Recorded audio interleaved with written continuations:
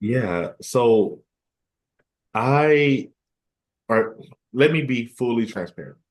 We Yeah. were in the same practice space, and when we were rehearsing, we heard you guys from across. We Hmm. heard you guys from, and we were thinking to ourselves, "My God, they are so damn good." Oh, thank We're you. thinking that to ourselves the entire time. They are Oh, so damn good. So we're trying to do our songs, and occasionally, I'll admit, I would mess up on purpose just so I could say, "Wait, let's go back a little," just so I can hear what you guys are doing now. oh, that's so sweet. Thank you. Of course, of course. So because I was doing research, I was reading the article on you. How did you come up with the name? Let's start from the beginning. How did you come up with the name Premium Rap? Because realistically, for the people who are watching this, me and you, we don't know each other. We only met two times. The first time was after our rehearsal Yeah. space, and Hmm. this is time number two. Hmm. So, how did you come up with that name? Yeah. Yeah, I got asked this a lot and I wish that I had like a better answer. But so I was yeah, I was like I had started making an album and was, trying to decide on what I wanted to release music under. And I decided that I didn't want to use my name because like I was like I might go by a different name sometime down the line. And I also knew that I wanted to like have band members and I wanted it to be, yeah, more of a band vibe. And so I actually just to like get the juices flowing used like a band name generator. I was just like, but I didn't get premium rap from the generator. I put in some like words that I liked and rat was one of them. I really like rats and I also really like it felt like the right vibe for like the ethos of the music I was making to pick like a creature that's kind of like an underdog, Mhm. and is like kind of maybe you could say misunderstood Mhm. or looked down on.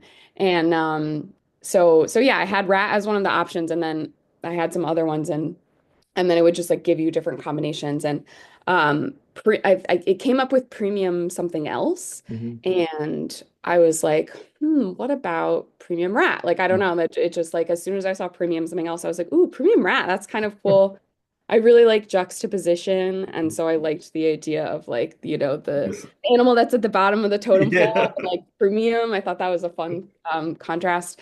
And then yeah, I had like a few other options, and I made a poll in a Facebook group that I'm in with some people, and Premium Rat won by like a landslide. And someone commented, they're like, Premium Rat is queer culture. And I was like, okay, all right, that's it. That's the name then. And I kind of like was already leaning towards it. And so then Yeah. when everyone else liked it, I was like, okay, yeah, that makes sense. That's the one. So yeah, it's not like the most exciting story, but it felt right pretty immediately. So yeah. That's actually a pretty cool story. That's actually like a pretty fun story because Thanks. that does like I don't want to say it defines your music. I hate when like my lighting on my laptop does like this weird thing, but Yeah.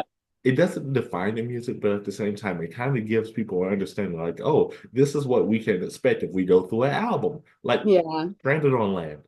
That is such a fantastic album. It's such a good album. And it kind of has that energy. It kind of has Mhm. a bit of the underdog energy, but at the same time, it kind of has this cinematic element to it as well. Where if you Totally. go through track by track, by the end, you feel like you've hit the credits. Yeah. Especially that final song, Please. You Yeah. feel like you hit the credits and you feel like, oh, our protagonist has won, you know? Yeah. Is that Thank how you you so like much. designed it? Yeah, definitely. Yeah, I that was something that I didn't really I didn't so when we started making this album, I had never recorded music. I had never arranged like all I had done. I've been playing guitar since I was like 15 and I've been singing pretty much my whole life and I dabble in piano too. And so I had just like played with myself and an instrument Mhm. for my whole life. And like that was all the experience that I had. And so when we went into making this album and producing it, I really had no idea what my sound was. And it was sort of in the process of making it yeah, those like cinematic elements sort of just started to come out, and my producer, like, I definitely, that was something that he heard in the songwriting, and so he sort of started introducing some of those elements, and I really liked it. And it makes perfect sense to me because I love movies. I'm a big movie person. I love movie scores, and I also like have little movies in my head for most of my songs, and so yeah, so it made a lot of sense, and yeah, I was really happy to like discover that part of my sound because it made a lot of sense to me. And that's such a cool thing. The fact that you have like these movie elements like in your not just naturally, because a lot of your songs, the songwriting is so personal. Hmm. It's so personal. Like one, how long did it take you to write just the lyrics for this album? Because stuff like that seems like it takes maybe weeks to just, dig deep and go, oh, this did happen. Or how Yeah. long did it take you?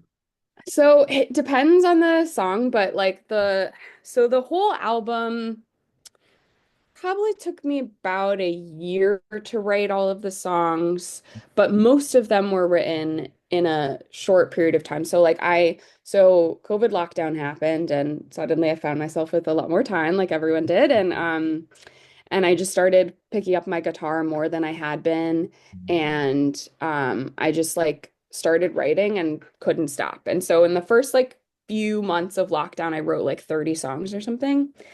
And lyrics are kind of funny for me because they often come quite fast. And so the some of the songs were written in that early lockdown period, and then some of them were written a little bit later. I think in like 2021, I was working at a job where I had like an office job. And it was one of those where like part of what I was doing was like manning the front door. And so there was a lot of downtime where I like didn't really have anything to do. Mhm. I kept getting inspired, but I wouldn't have any instruments around. So I wrote a lot of lyrics at that office job. I literally had like a running Google document called Lyrics Written at Work. Um, and a lot of the songs, lyrics started just like lyrics only, in that environment. And yeah, I'd say like the majority of the songs, the lyrics were written pretty quickly, like in half an hour or something, and just sort of like came out. And then there are some that like took a little bit longer, but most of them I'd say were written in like one like sit down session of an hour or two. Um, and so yeah, so I don't really know what it is, but once I have an idea and get like sort of flowing, the lyrics just sort of come to me, and lyrics are very important to me, and so I think about them a lot when I'm writing them, and often start songs with lyrics. Yeah, so but I think like overall I think it probably took about a year to write all of the songs that would end up on the track list. And sort of they were sort of in different chunks. Yeah. Nice. That's super cool. See, I wouldn't expect that at all. I mean, I Yeah. expected the year part because I'm like, some of these lyrics are like, oh my God, okay. Some of these themes, of course. But what let me go back. When I first heard the name Premium Red, I thought you were the band. I thought that meant like the entire band. And I'm like, well, maybe the lead singer, they have a different name. I, I didn't know that Yeah. you were the Premium Red. How many members Yeah. are in your band? That's actually a funny question because so yeah, so I started performing as Premium Rat just like solo. Um, but yeah, I part of the reason I think I picked a band name is because I wanted the flexibility. Like I didn't just want to be a solo artist. I wanted the potential for it to become like a band. And so yeah, so I added probably like a year after I started performing solo, I added a drummer.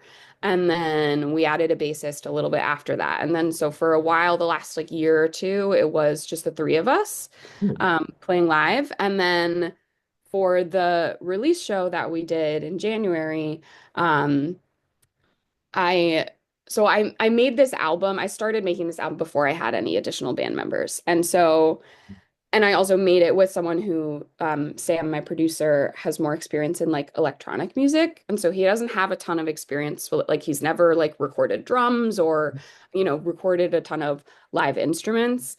And so it just like didn't really make sense to bring the band in for the album. We were already like in the process and we would have had to learn how to do a whole bunch of new things and so we were just like, let's just finish this out, just us, and we can, I can play with the band live and that meant that the live arrangements were often quite different from the studio version and I found that really fun and like exciting to get to make different versions of the Mhm. songs.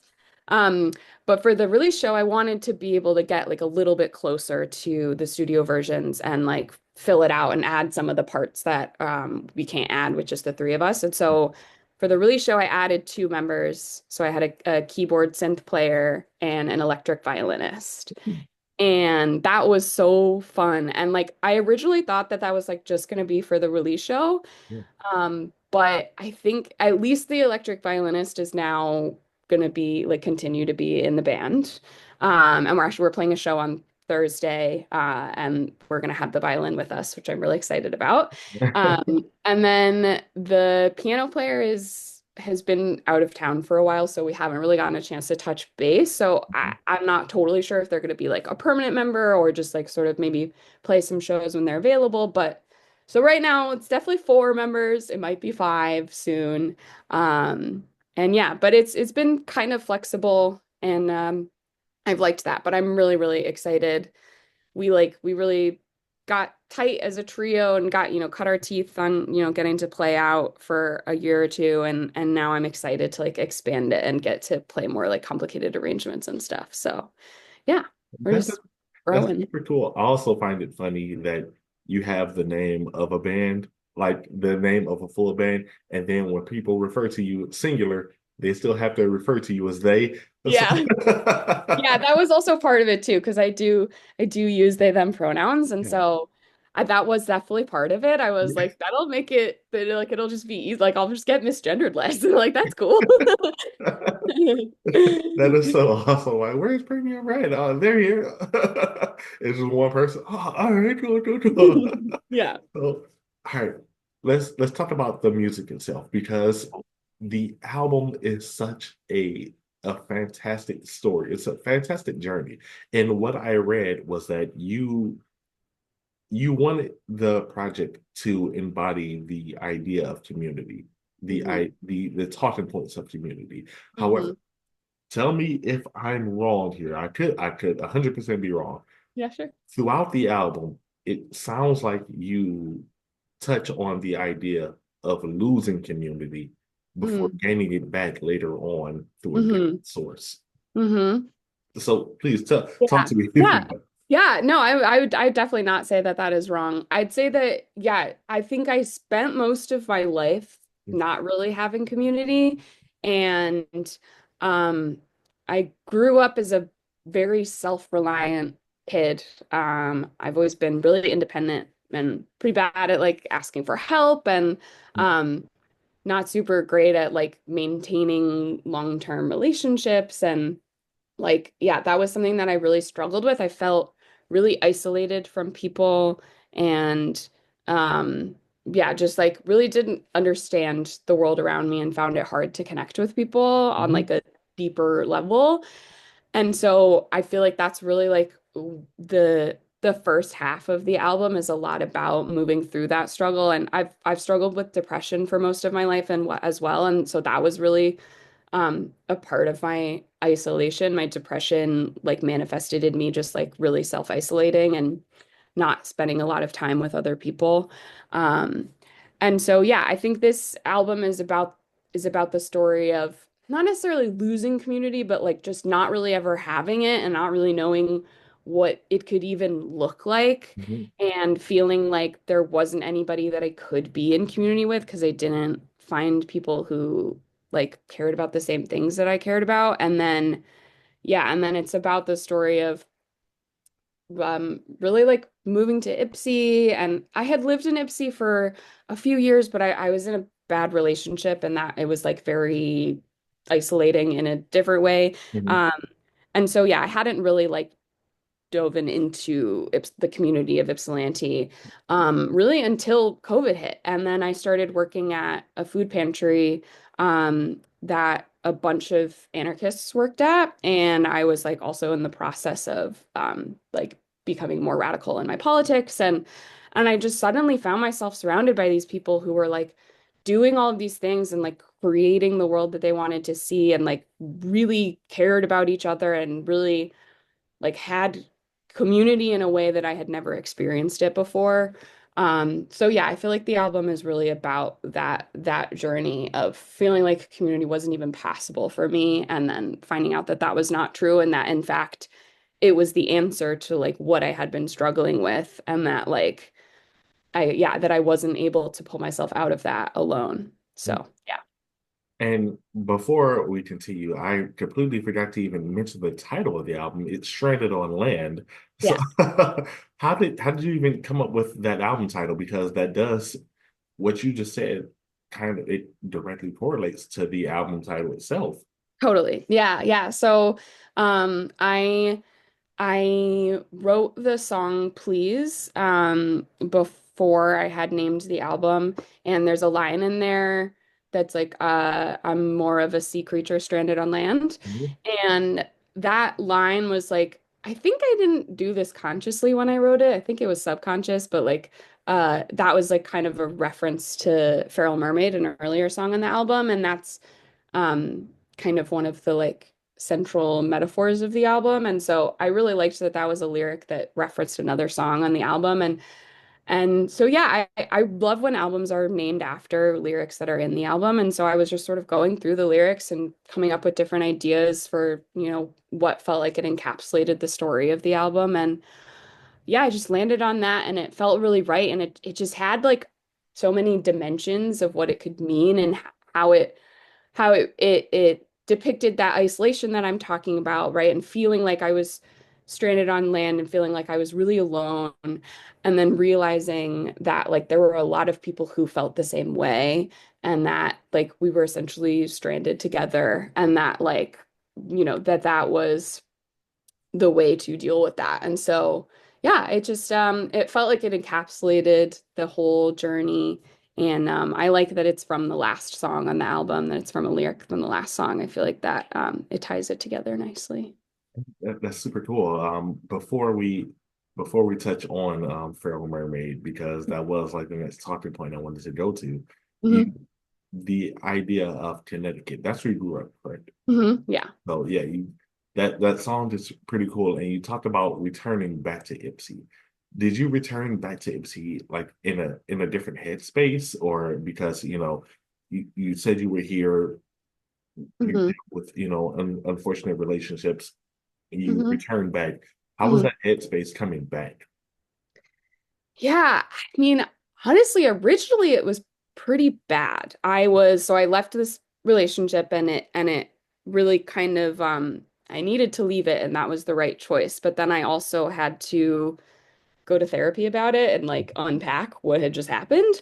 And that was really hard. And that was one of the worst depressions I had experienced. I was living alone in an apartment and it was like 4 blocks from the worst bar. So I was walking to worst bar like 4 to 5 nights a week and just like getting drunk and being really sad and yeah, just feeling really isolated again. And and so that was my headspace initially. And that was like about 5 months before lockdown. And then lockdown happened. And suddenly I'm like, I can't just be isolated anymore because there's so much going on and there's so much need. And and also like I feel like a lot of us felt this. It's almost hard to remember how wild it was at the beginning, but like there was so much being exposed, right? Like there was so many lies that our society tells us Hmm. were being just like borne out in front of us at the beginning of COVID. Hmm. And so there were a lot of people who were having that experience of like realizing things about our society and our government and things like that that they hadn't realized before. And so that was really, I think, the thing that changed my headspace and sort of brought me out of the bad space that I was in. Yeah, so yeah, it was returning to Ipsy, but then like it took me a while to really engage with Ipsy. So yeah. Oh man, and this is such a unique town because Yeah. it's such a small town, but it's right down the street from this ginormous, city. Yeah, totally. How have you been liking the music so I'm seeing here? Oh, I love the music scene here. I am so grateful to be a part of the Ipsy music scene because it's so supportive and it's so like it's like there it just feels like there's no competition. Like no Yeah. one's trying to step on each other. And like no one's competing for everyone's just like trying to give each other opportunities and lift up each other's art and like everyone makes such like different and unique stuff and like it feels like it's like a celebration of that. So yeah, I love the Ipsy music scene. And my dad is also a musician. And when he was coming up, he was like playing in like New York City. And like I'll talk to him and tell him about like the experiences we've had playing shows and stuff and how all the bands are so nice and they're so helpful. And he's like, God, that is not what it was like in like the 90s in New York City. Like that was not the vibe. Every band was like bands were mostly assholes and like everyone was trying to step on each other. Everyone was trying to make it. And like and he's like, that's just so yeah, it's really made me like extra grateful for what we have here to have him share his experiences of how different it was for him in a big city. Yeah, I just love the vibes here in Ipsy and like the bands that, aren't from Ipsy but are from other parts of Michigan. Like it does feel like kind of the Michigan scene as a whole Mhm. is just like really supportive and like community driven, and I love that. I've always been appreciative of that. Like even when I play like just a random show, it feels like community. It feels like, oh, go up there, kill it, go have fun, Yeah. because I always appreciate the idea of if you win, we win. Yeah, totally. And that's like the state of mind that it always seems like. Yeah, yeah, definitely. So let's go to the album. Let's talk about Feral Mermaid because that is also the title was another like juxtaposition of you have this Yeah.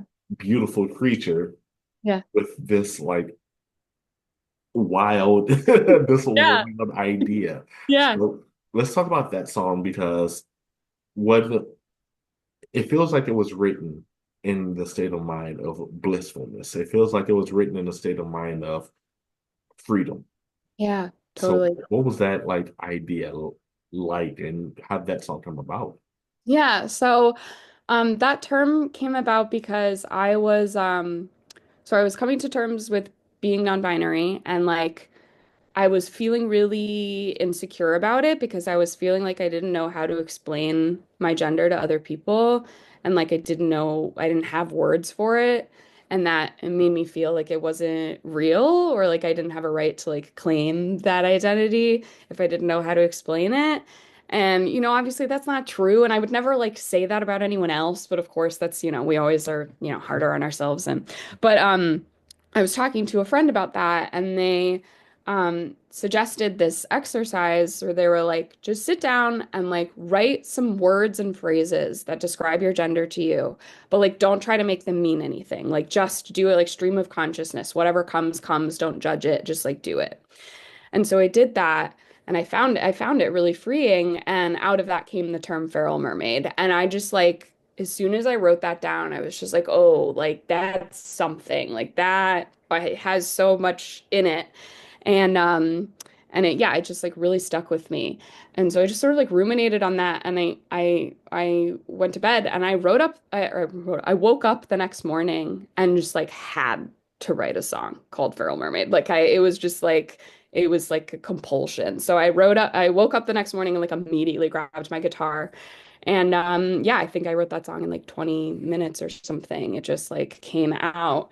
And yeah, I was just trying to tap into because I think I do like doing that exercise and having that conversation with my friend yeah, really like opened it up for me and allowed me to access the yeah, like you say, the blissfulness of like coming to know yourself. And so yeah, so I wrote that song about that. And what's funny about it is I wrote that song on acoustic guitar in 3/4. Like it was like a slow ballad originally. Mhm. And that's obviously very different than where it ended up. Yeah. So it's yeah, it's really funny. We started trying to produce it, and once again, this was a theme I did not know what I wanted it to sound like, and I was just kind of like, like I want to use some pads that kind of are like that underwater. I want it to be ethereal. I don't know. And so we started this trying this sort of like yeah, like slow, very ethereal thing, kind of like the beginning of the song, but like even slower. And then it really wasn't working. We couldn't figure out what it wanted. And then one night I was stoned and I was listening to Muna. I don't know if you know Muna, but they're a gay band that makes pop music, and they make really fantastic, like joyful queer pop music. And I was listening to one of their songs, and I had an epiphany, and I was like, "Oh my God, Feral Mermaid should be a dance pop song!" Like, I was like, "It's a song about euphoria and joy. Like, what better sound, what better sonic landscape than like the thing that like gets your blood pumping and makes you feel euphoric?" Mhm. Um, and Sam is, his background is in like drum and bass and EDM. Mhm. And so when I brought that to him, he was like, "Oh, bet. Like I can, like let's do that." And then it came together like pretty quickly. Like it immediately made sense. But it was funny because it was originally in 3/4 and he was like, "If we're doing a dance pop song, we have to switch it to 4/4. Like it Yeah. can't be 4." And I was like, "Oh, okay." So then I had to like completely change how I sang it, Yeah. like completely, but I had to like rearrange the rhythms and stuff. And that was a little tricky, but once we figured it out, it just clicked and it felt so right. And yeah, I'm really happy with where it ended up. It Oh started my in a very goodness. different place. So I would love nothing more than to talk like just bands that we listen to with you Oh, heck because yeah. Muna sounds I actually want to write that down. Yeah. MUNA? Yeah, Muna. Okay, okay. I am actually going to check that out after we're done here because That's I'm interested awesome. to hear how they sound. I Yeah, they're great. you see, oh my goodness. Who else do you listen to? Oh my God. I mean, I feel like I feel like I have this thing where like when someone asks me like, "Oh, like what's your favorite movie?" I'm like, "I've never seen a movie. What do you mean?" I can't think of it. But let's see, what do I listen to? I listen to a lot of different things. I've really been into Lizzie McAlpine recently. I don't know if you've heard of her. I She's like have. Yeah. singer-songwriter. I just think she's an incredibly talented songwriter, and I think like I've had people like note that inspiration listening to my music, and that makes sense to me because she writes very like vulnerable, personal music. Um, uh, a Michigan artist I really like is Allie Evenson. She just moved out to LA, but she's from Detroit originally, and she put out her debut album last year, and it's really, really good. Um, I love Chapel Roan, obviously. Mhm. I've been listening to a lot of Doechii. Obsessed with Ooh. Doechii right now. Yeah, Okay, she's all right. She's awesome. on fire. Yeah, Yeah. she really is. Um, uh, Rosie Tucker is one of my favorite artists. They're a little bit smaller, but Mhm. they make incredible like pop rock music that's like also a little like math rocky. They're and like jazzy, and also pretty political. They're incredible. Big fan of Phoebe Bridgers, and Boy Genius. It's just off the top of my head. That's Uh, so cool. but like, yeah, I don't know. I listen to lots of different types of music. I grew up listening to like rock and roll, so like my I've been a big fan of the Foo Fighters for a really long time. I was really into Audioslave and Rage Against the Machine as a Mhm. kid. Obviously still am. Yeah, sorry, I'm just like No, that's cool. That's cool. Those are some great names. Those are some great artists. All right. So I ain't got that much time left, so I'm gonna just ask you two more questions because on the opposite end of, I don't want to say the trans spectrum, but it seems like written on the opposite end of the discovery that you're trans is songs like Bullshit and Jenga Block, where it Mm, seems like it comes from instead of this blissful place of fire and rage. Talk to yeah. me about like that song and how it developed on, the opposite end of like a feral hmm realm. hmm Yeah, I mean, I really wanted the album to represent a range of emotions. I feel like as humans, we have a lot of, we have our happy moments and we have our angry moments. And Jangle Bucks came about. I wish that I could remember like if there was a specific situation, but I mean, it doesn't really matter. It just, rich people were doing some shit. Like I think, it was again, that was one of the ones that was written in like in the lockdown phase. And I think it was maybe a little bit later into the lockdown when they started like forcing people to go back to work or something. I don't remember exactly, but I was just for whatever reason on that day, I was really mad at the people who hold the power in this world and I think I that song I almost feel like is like it's not like wishful thinking, but it's like I feel like it's something that we're sometimes afraid to say or do, which is to like turn our anger at those people and like also like make them afraid. Like I do think that that is something that if anything's going to change, they have to be afraid of us.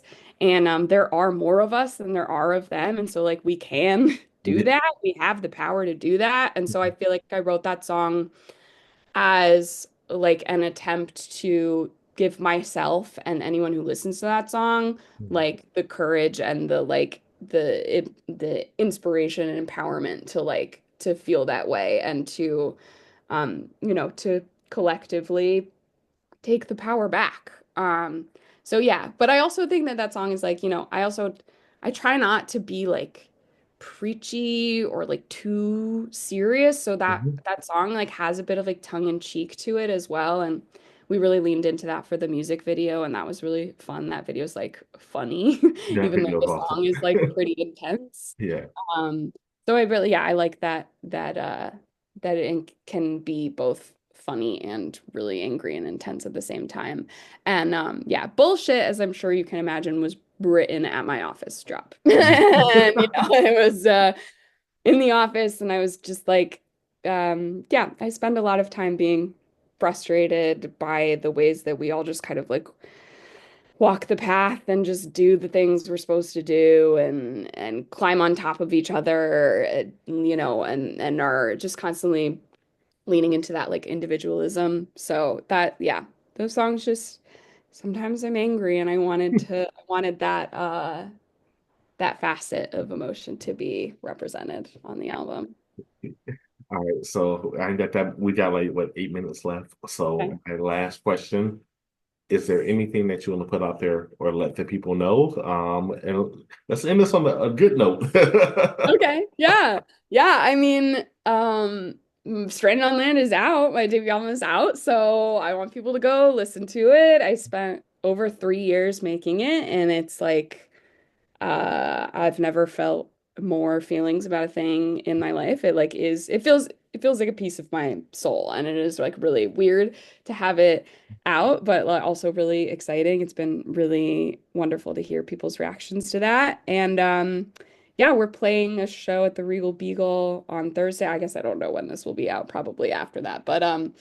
But yeah, on Thursday the 13th before Valentine's Day, we're really excited about that. And then I think we're going to be playing another benefit show at the Beagle sometime in April. But the thing that we're going to be spending a lot of time on this year is working on the second album. So, it took me a really long time to make the first one. So I kept writing. And so most of the second album is already written. So and I'm making that with my band. So it's going to be a really different process and probably sound fairly different, maybe a little rougher, Mhm. a little more of a live vibe. And I'm just really, really excited to start working on arrangements for that. So, I think this will not take us nearly as long. So keep an eye out. We might start releasing singles in a few months, I'm not, who knows? So yeah, just keep an eye out. You can follow us on like Premium Rap Music on Instagram is like one of the best ways to get in touch with us, and I post all of our shows on there. Um, but I also have a website, premiumrapmusic.com, that I keep updated as well. So yeah, we'll be bopping around, Yeah. playing some shows, making some more music. So yeah. I wish I had more time because you just brought up a lot more questions that I wanted to talk about. With the second album. Okay, okay, okay. Sorry. We're going to end it here. Okay. Thank you very much for this interview. I Yeah, greatly, thank greatly you. appreciate this. Thank you so much for having me. I really appreciate it. Awesome.